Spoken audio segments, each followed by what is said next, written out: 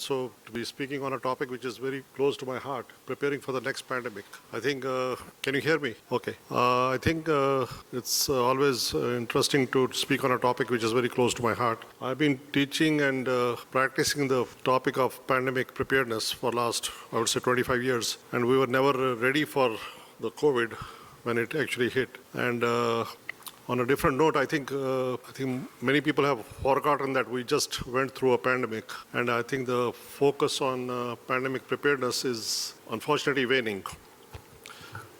Next, please. I'll talk a little bit about what is being done in India primarily, but also globally, and I'll focus a little more on what COVID has done in terms of developing newer diagnostics, and that has leapfrogged into a new phase of diagnostics. I think COVID was the worst public health emergency, and it impacted almost every country. And even though our health systems were prepared to face some epidemics, but we were not ready to face an epidemic of this magnitude. We didn't have the public health infrastructure, and if at all there was anything, it collapsed. So it is very important for us to develop strategies and countermeasures which can be made available if and when next pandemic happens. It's not a question of if it will happen, but it's just a matter of time before the next one hits. What has COVID taught us? It has taught us that preparedness works. And health is everyone's business, because at the end of the day, everybody is worried about their health, their family's health, their community health, the national health, or the global health. No one is safe until everyone is safe. I think we also saw that herd immunity is important. And I think even though we sometimes tend to be very selfish and worry about ourselves, but I think if we learn anything, that everybody is safe if everybody takes precautions. And one more thing we learned is that the response has to be quick, and we have to be nimble. And we have also to innovate. During COVID, we saw a lot of innovations came through, and that was a learning lesson for all of us. Roadmap for preparedness and an implementation, the steps on how an outbreak can be tracked, tested, treated, and managed through a well-developed and well-formulated framework. A structure that integrates and strengthens all existing components and builds the required components to deliver the output that meets the target of response mission. There are 4 pillars we talk about for pandemic preparedness. The first is governance, legislation, finance, and management. One word I will say about governance legislation, this conference is primarily focused on antimicrobial resistance. So sometimes we have legislations, but they're not enforced or they're not implemented. So sometimes that does not work unless these legislations are enforced. The number 2 is data management, surveillance, early predictive warnings, forecasting and modeling. Data management, as we have learned in recent years, forms a critical component of surveillance. Without data, we cannot have any surveillance. Unfortunately, in India, we have very little data, and if at all any data is available, it is in silos. It is not talking to each other. So that's a big challenge. Then number 3 is research and innovation, manufacturing, infrastructure, capacity building, and training. Research and innovation, I think we are doing pretty good. I think manufacturing also, I think primarily on vaccines. I think India has been in the forefront. Infrastructure-wise, I think we still need to work on some of them. Capacity building and training, I think there are some efforts in developing programs for training. The biggest challenge, at least in my experience, has been training particularly physicians who have been in practice for the last 20, 30 years, because it's very difficult to untrain and then train. Number 4 is very important, is partnerships, community engagement, which includes risk communication, private sector partnerships, and international collaborations. As we know, disease does not respect national or international boundaries. A disease in Tamil Nadu can easily cross over to Andhra. A disease in Andhra can easily cross over to Maharashtra, and from there it can be spread all over the globe. So I think we have to be cognizant that global efforts are important, particularly for infectious diseases. As we know, pandemics are unpredictable. We need to be prepared to respond. As I mentioned, that surveillance is very important, but it has to be done in a collaborative method. There has to be community protection. Of course, we have to have clinical care, and we can develop newer therapeutic approaches, and then we also have to have access to countermeasures. All these things have to be coordinated in a very effective method so that we can mitigate the pandemic or emerging pandemics. One of the initiatives has been the preparedness and resilience to emerging threats. was initiated by WHO. Again, it repeats the same thing, innovative. We have to plan for grouping of pathogens based on how they spread. As we know right now, there is a spread of monkeypox. Again, does not spread the same way as COVID. So the spread is different. Risk-based covers known pathogens with pandemic potential and unknown pathogens, also called as pathogen X. So we have to also prioritize our efforts to prepare ourselves for some known pathogens and many unknowns. And it has to be functional, built on preparedness on the foundations of routine systems. We have to build our response preparedness on the existing systems, what we have in place. These systems have to be efficient, and we have to sort of retrain our existing workforce to face future pandemics. And again, I will not underestimate the importance of collaborations. Without collaborations, nothing happens. During COVID, we had biomedical engineers, we had chemical engineers, we had all kinds of people working together. Even social scientists were involved in response. So collaborations will be very important. Again, this is just a cartoon to explain how the WHO looks at it: emergency coordination, community protection, collaboration, access to countermeasures, clinical care.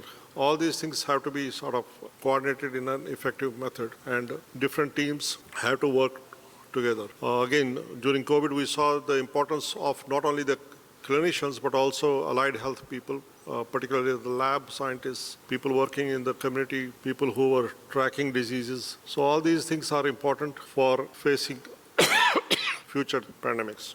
These are some of the key recommendations which I earlier said that there are 4 pillars. The first one is governance, legislation, finance, and management. Government of India is thinking of enacting a new Public Health Emergency Management Act. They want to create an initialized, empowered governance mechanism for public health emergencies, which will include a number of federal bureaucrats and will be chaired by the Cabinet Secretary. Then in addition, there will be a monitoring group which will be co-chaired by the Secretary of Health and also the Secretary of Department of Health Research, DHR, who also happens to be the Director General for ICMR.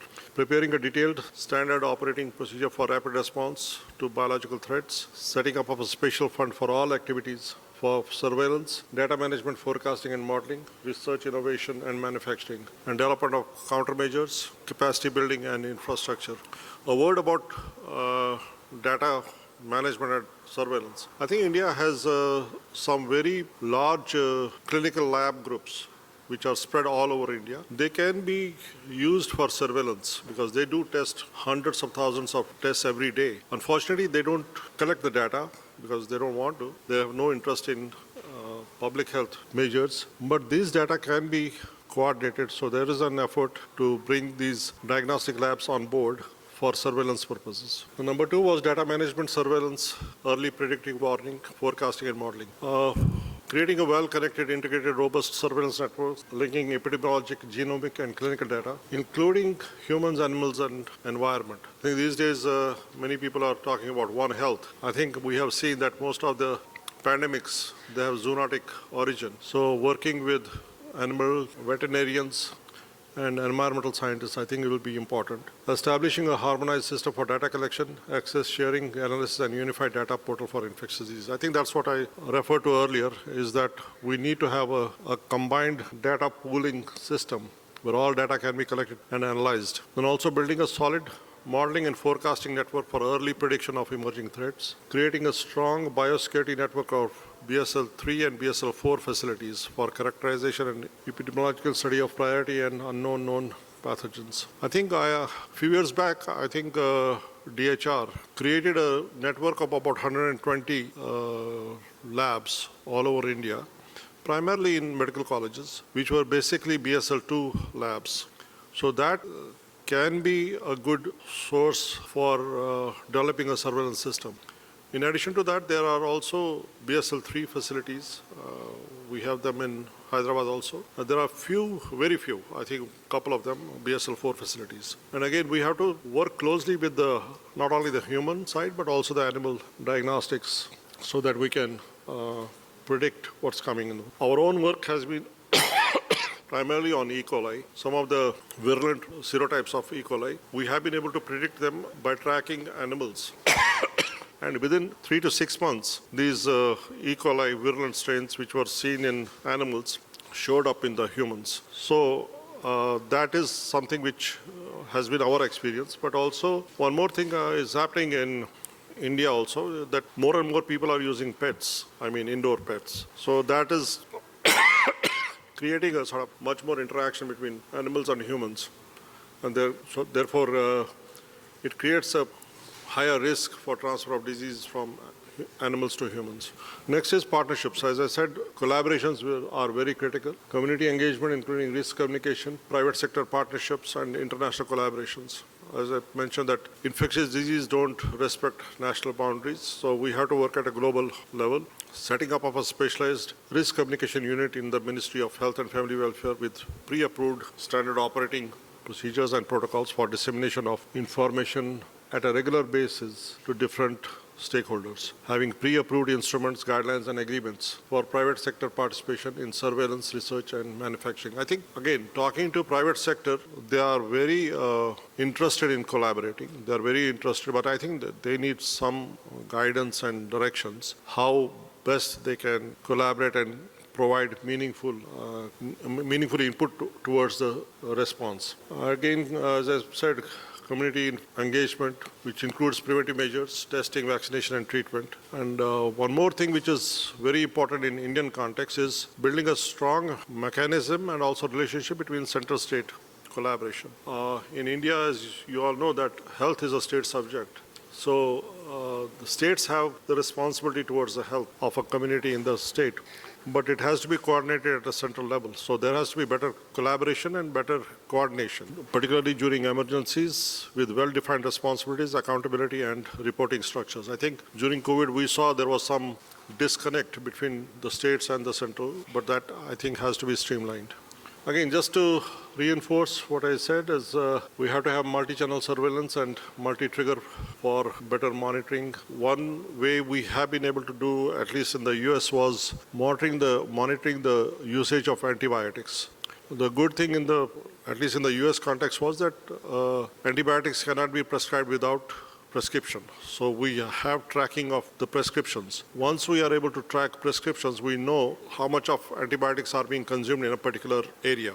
Once we develop a sort of a threshold, like we set up a baseline that during a month of, let's say in October, so many antibiotic prescriptions are sent out in a particular zip code. If there is a variation or if there's a spike, we know something is going on in the community. So that is one thing which we have been able to sort of set up. The other thing, surveillance-wise, I think in India also there are some agencies which are doing wastewater surveillance, wastewater testing basically, to see if there is any presence of any infectious agent in the wastewater. Again, it is very fragmented, it is not coordinated, it is not happening in a proper way. Some research groups are doing it, but I think it has to be scaled up. Step 2 is data analysis and early warning, because when we have better diagnostics and better coincidence rate, we can establish standardized open source analysis tools, and we can have targeted surveillance based on epidemiological research, what we have. And step 3 is sustainable surveillance systems, because it's not going to be one-time surveillance. It has to be ongoing, and I think that needs resources, that needs commitment. I think those are the challenges we still have. Unfortunately, as I mentioned, that the initial period post-COVID, there was a lot of interest in developing these protocols, but unfortunately that has sort of waned a little bit, but hopefully we can get it. Now, coming to the diagnostics, there is a big breakthrough in developing newer diagnostics. As we know, rapid and early and accurate detection is key in preventing loss of life and further spread of the disease, which can lead to an epidemic or a pandemic. Systems should be in place to detect infectious agent, both in clinical patients and also in environmental samples. The ability to identify rapidly the introduction of an infectious agent into population will require highly sensitive, specific, inexpensive, high throughput, and easy to use diagnostic tools. Developing these skills is also important for biothreats. I didn't elaborate on that one, but I think biological threats are a real possibility. We are still debating whether COVID was an accidental, spontaneous, or a deliberate. So we still don't have the answers. But I think for all those things, I think we have to have good diagnostic systems in place. Systems currently available rely primarily on these three technologies. One is the traditional culture and microscopy. The second one is the antibodies testing using immunological approaches. And the latest one is the molecular PCR technology, which is much more specific and also much more reliable. Unfortunately, the cost of I'll wrap it up. As I said, culture and microscopy is still, it is a traditional way, but it is still being used, particularly for some quick gram stain testing. Next is immunological assays. I think Luminex, which is basically a immunological test based on ELISA principle, it is also being implemented. It is very high throughput. It can test hundreds of samples in few hours. I'll just try to wrap up. During COVID, we saw the lateral flow rapid strip tests being used at airports and everybody else. For quick tests, they are easy to perform and fast, but they are not too sensitive and give more false positive results. These are some of the immunological assays which are available right now. Some have issues that they can do only one test at a time, and some are very expensive. But as we progress, I think the scale is increased, the cost will also drop. These are some of the immunological detection platforms which are available right now. I don't want to go into that. The molecular assays, this is the latest ones. These are basically rely on identifying unique nucleic acid signature on an infectious agent, tend to be more sensitive than antibody-based assays. The major limitation is that it is not able to distinguish between live and dead agents. That's why we saw some people still testing positive for COVID using RT-PCR. So some of the limitations are there. Again, PCR is now become more common in usage. The costs have come down. Real-time PCR, I think before COVID, not many people knew about RT-PCR. Now everybody knows about RT-PCR. So this is much more commonly used now, and the costs have come down tremendously. These are all the PCR-based technologies for detection of infectious agents.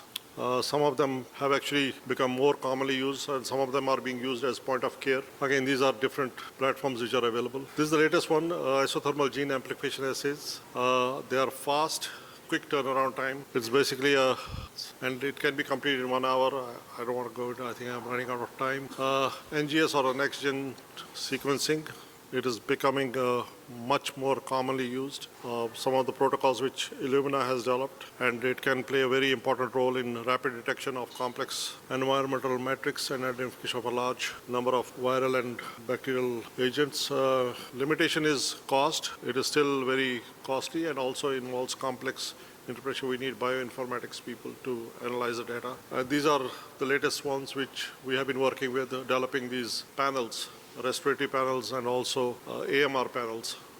The costs have come down, so these will be the futuristic detection methods. The costs have come down, the efficiency has increased. For example, this panel, it can test for 180 bacteria, 40 viruses and 50 fungi, and we get the results within hours. So the cost has come down, and I think this will be the futuristic approach.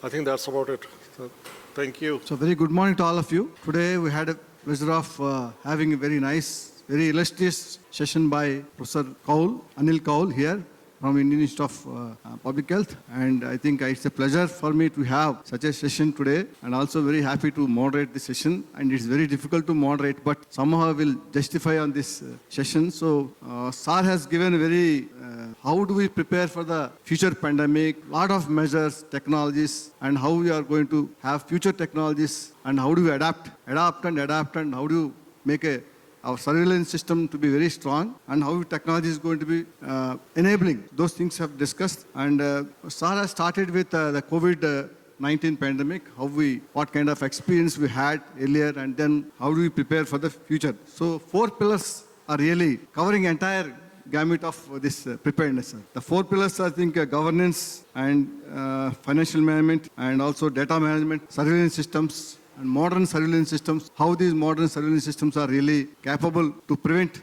the infections, microbial resistance, and also you have given research and innovation. Of course, there is a lot of research that is happening. So research and innovation, new technologies are coming up, and also partnership and community engagement. This is also a very important aspect. And another pillar is public partnerships, public-private partnerships, and also private partnerships.